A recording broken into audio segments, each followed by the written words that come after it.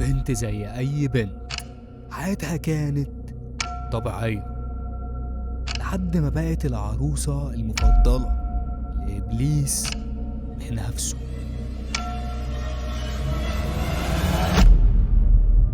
بتتحرك زي الحيوان، بتتكلم لغات عمرها ما سمعتها، وقالت أسامي شياطين مش عارف إيه علاقتهم بيها وإزاي قالتهم أصلا. وعيونها سودا كأنها حفرة لجهنم.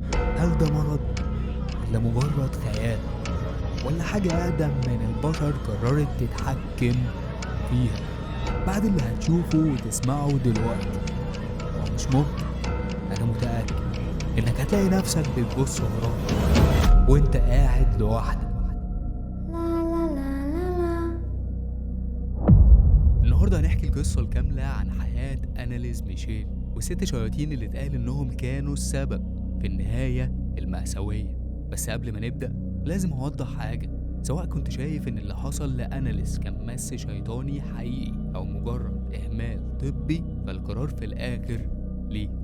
أنا مش هنا عشان أحكم، أنا هنا عشان أحكي القصة بكل تفاصيلها، وإنت اللي تقرر بنفسك.